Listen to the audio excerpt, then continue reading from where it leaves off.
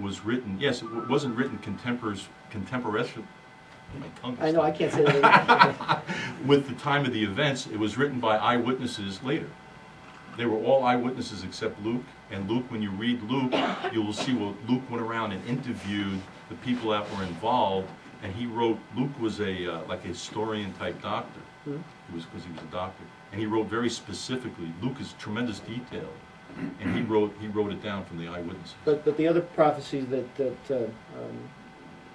Dan mentioned, the idea that he would come back before the generation that he was speaking to had died.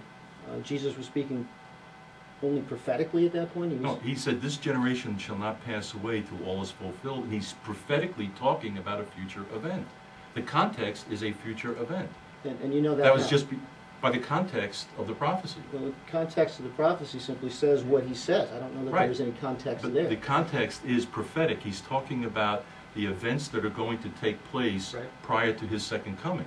And he says, when you see these events taking place, wars, rumors of wars, tremendous pestilence, he's talking about Jerusalem in it. He said, Jerusalem shall be trodden down by the Gentiles until the times of the Gentiles are fulfilled. And in that context, he said, this generation, the generation that sees these things coming to pass, will not pass away until they're fulfilled. Well, to me, it sounds like you're bringing your own interpretation to it.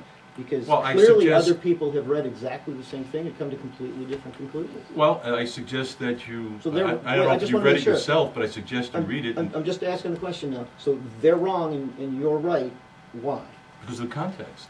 The context is, he's talking about a future time prior to his second coming, and in that context is that generation. And you understand that where they don't.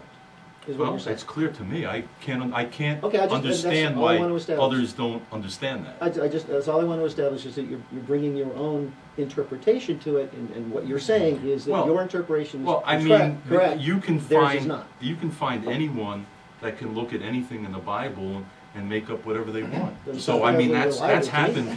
That's happened. There's cults and there's all sorts of stuff. I can't control that, but I look at the scriptures and I see the context of it. I see what the Lord's, what He's talking about, and that's why He's talking about that generation is when these prophecies come to pass, that it will not pass away until it be fulfilled. And the fulfillment is His second coming. And I should just trust you on that. No, you should trust the Bible. I suggest that you read Luke 21 and Matthew 24 and Mark 13 for yourself. I'm not asking you to trust me. I'm asking you to trust the book. So let's move on to our next question. Hi, my name is Paul Grimm. Before the break we left off, we were talking about the beginning of the universe, and I want to sum up my understanding of it and then ask my question. We know from observing the expansion of the universe that it's about 14.5 billion years old. We know that because we can see it expanding and we can play it backwards like a movie and calculate about how long ago it started. We also know how empty it is. We know that we're the only life form that we know of, anyway, in this entire universe. So I guess I'm asking, why did God go through the process of creating the universe and everything in it in such an inefficient, time-consuming, wasteful manner? Why didn't He just create it statically, instantaneously, rather than have to go through this huge 14.5 billion year process and have to have everything evolve from molecules and atoms and all the way to us? Why didn't He just poof it into existence the way it is right now? Dominic, go ahead. I'll make a brief comment. I mean, okay. Well, first of all, we wouldn't agree with the fact that it's millions of years old. We would go back to, our authority is the Word of God. And so for us, we go back to the Genesis account. In the beginning, God created the heavens and the earth. The Spirit moved upon the water, so on and so forth. And then, in Genesis, what does God do? He creates a man from the dust of the earth. How does that man come to life? He breathes life into his nostrils. And then from man, a rib is taken, and He makes a helpmeet for the man, and that's called a woman. And so I think the answer to the question goes back to relationship.